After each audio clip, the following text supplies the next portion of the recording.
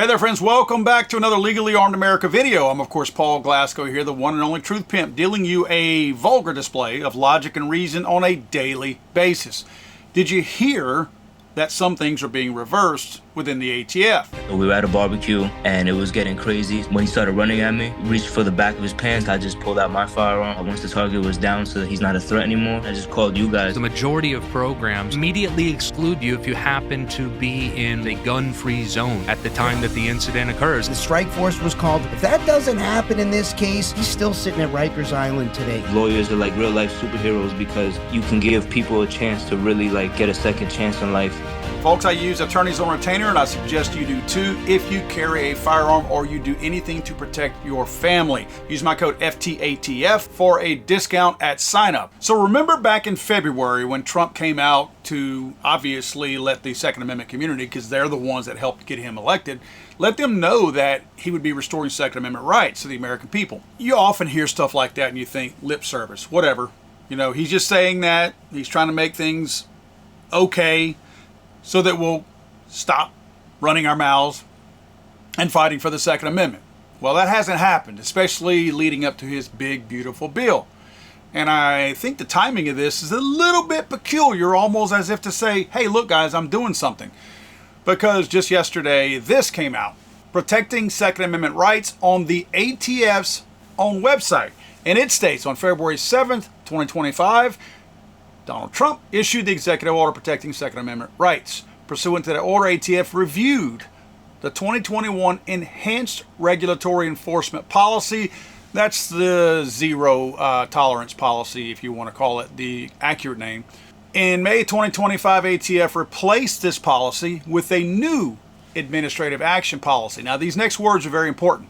The new policy provides a fair framework for addressing violating uncovered by a compliance inspection, particularly when those violations do not impact public safety. Before we move on to the next paragraph, I want to show you something. The reason why I stress fair framework and why this was a change is because by changing the policy and now they include fair framework, that implies that the old framework was unfair, correct?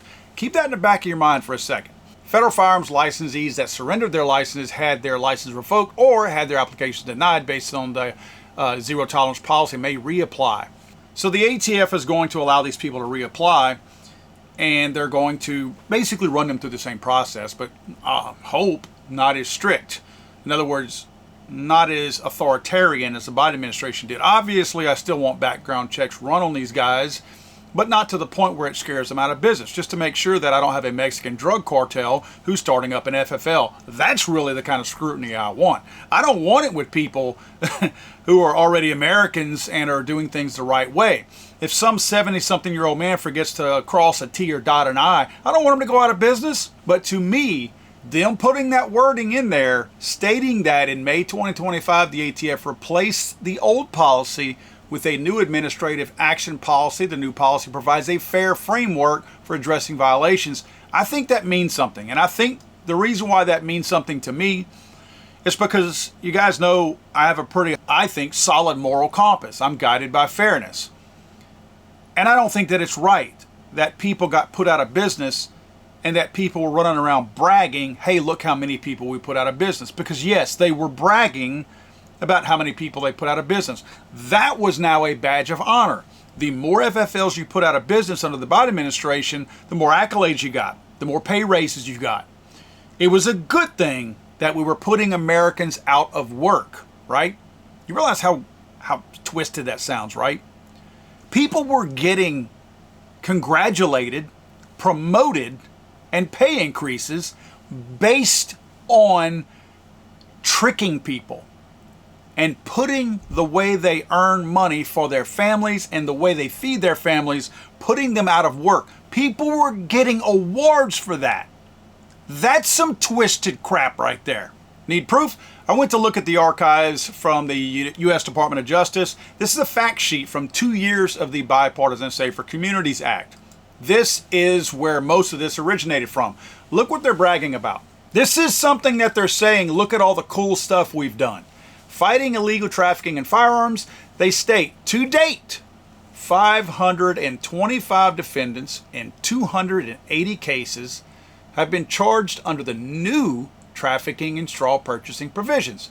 These cases include significant prosecutions of firearms trafficking linked to transnational cartels and narcotics distribution. Bull crap. That last part they put in there, linked to transnational cartels and narcotics distribution, bull crap. We know better. You know how we know? Because a lot of these mom and pops reached out to us in the gun community to tell their story over the last few years. This ain't drug cartels. They're bragging about this high number of people they were putting out of business, yet they're trying to because they know that it's wrong. I mean, they know it's wrong. They know it's twisted and sick to brag about putting Americans out of work. So they lie to you and tell you that it's linked to transnational cartels and narcotics. Oh, they wouldn't lie, would they? There's no way they would lie. Why would they put that on the website if they were lying? You know what else they still have on the website? Recognizing that gun violence is a leading cause of death for children. That's still on the United States website. I'm actually just sent an email to the Trump organization asking them to please remove this lie because it is a lie. They literally still have the wording recognizing that gun violence is the leading cause of death for children. And in that number for children, they include kids from age 1 to age 19. They are including children, teens, and adults. Just because they are 19 years old, they automatically make that jump that they are still children and put them in that number. That's how much this government lies. So when they tell you that these people are linked to transnational cartels or narcotics distribution, you should immediately assume that they are in fact lying.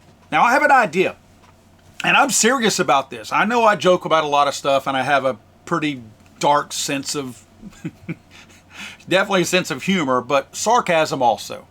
So I know sometimes some people may say, well, I can't tell if the guy is joking or if he's serious about this or what. This I'm serious about. I'm dead serious about this. I went and looked at the budget for the Bipartisan Safer Communities Act. Again, this is the bill that John Cornyn and Bill Cassidy, those are Republican rhinos who need to be primaried out. This is the bill that those people actually helped push through and get to Biden's desk where he could auto-pin them. This is the budget. Look down under Title II where it says firearms. Stop illegal trafficking in firearms. These are the budget dollars that they allocated to put these mom and pops out of business. Now, if you'll look, I have a 2 boxed in over there. That's because that's $2 million. Look at the top there where I have that box where it says millions of dollars. Yeah, these people squander away so many big time numbers of our dollars that they have to actually abbreviate this and put it in single digits, but let you know that it's in millions. So that's $2 million. That's $2 million a year that they expect to budget and spend for putting mom and pops out of business. The way I see it, if Trump is true to his word and we're allocating that budget money already, right? It's already approved in the budget. I've not heard that they've pulled this budget money out in this reconciliation or this budget argument that they have going on right now. I've not heard that. So I assume this $2 million a year is still in there for putting mom and pops out of business. If the Trump organization is honest and truthful about not putting them out of business and allowing them to get reinstated potentially based on the old unfair policies of the Biden administration, then what are we doing with that money? Because again, according to this, I got 280 cases that we know of where people probably were put out of business. So if I just take those quick dirty numbers, that's about $7,000 right there per 280 case. That doesn't sound very acceptable to me to give to somebody who was forced out of business. In other words, if these people were put out of business for 2 years, there's no way they only profited $7,000, right? So at first glance, I was thinking, well, maybe there's enough money out there that we can just pay these people who were put out of business, who decide to come back into the business because they lost their livelihood because a couple of clerical errors and, of course, a very tyrannical government under the Biden administration. But $7,000 is not going to do it. I do think we owe them something because the federal government is who put them out of business. I think the federal government is on the hook for that. Now, the federal government doesn't make anything. It's our money. But I'm okay with my tax dollars going somewhere if those dollars are already allocated. So going back and looking at this budget, I noticed some really, really big numbers out there. Look at the expansion of community mental health services. That's $8.5 billion. Billion with a B. I have a question. I know the answer, but I want to know what you guys think. If you have a mom and pop, and I say that, I know it's not just old people that have these FFLs. I'm not implying that. And one or two might have actually been a bad guy. But I know what the Biden administration was doing. Let's face it, we had an ATF before that. It's not like no one was doing anything before that. They were managing that just fine before. But if we have people who were put out of business, and that was their livelihood, that's how they fed their families, that's how they intended to put their kids through college, that was their retirement money. In a horrible economy that Biden created himself, in some ways, this might have been a second or third job where somebody was doing this to make additional money to help make ends meet. And again, feed their families. So we have $8.5 billion over here budgeted. And if you want to look at the more recent annual budget between 2022 and 2027, let's just call it $3.6 billion, okay? That's a lot of money. That's a lot of money. I'm not saying the full amount needs to go to these mom and pops. Maybe it does, because I don't see how we should be on the hook for this money anyway for mental health for local communities. Because you know what they're using that money for, right? They're not using it for people who are traumatized. Because there's not but 8 mass shootings that took place all of last year.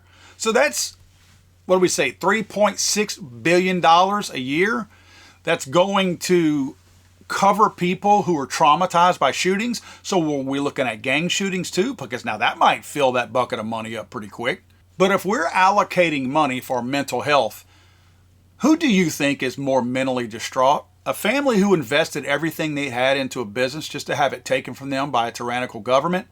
Or somebody whose kid is slinging dope and goes down to the tennis courts at 2 a.m. and gets shot, or sees one of his homies get shot? Who do you think is more traumatized? And who do you think is probably going to be more receptive to those dollars going out there and paying for mental health? Well, I would say the person whose livelihood you stole from them. And let's be honest here, these people who are taking this $3.6 billion, they know that too. You know what they're using it for? They're using it for bribe money to convince states to implement red flag gun laws. That's what they're using it for. That was part of the Bipartisan Safer Communities Act too. They're using that to bribe these municipalities, counties, parishes, states to implement their own red flag gun laws, because they know that a nationwide red flag gun law is unconstitutional. Now, so is a statewide one or municipal one as well. But they feel like if they can fight it on the home front in 50 different states instead of fighting it one time with the Supreme Court, which would definitely strike it down, they feel like they have a better chance of this thing actually sticking. So they're out there doing a USAID on this thing by throwing this money at anybody who will take it and implement some stupid little red flag gun law. I say take that money from them. I say take that $3.6 billion and at least earmark some of it for these people you put out of business. In fact, if you don't want to give it to all 280 of them, well, the ones that come back, and let them make a case for it. If they can prove that you put me out of business for all the wrong reasons, I think they should have a substantial payout. Because by this government and the ATF putting this news release out, they are admitting in the release, because this new process is fair, that the old one was unfair. And I do think those families should be made whole as a result of our government putting them out of business.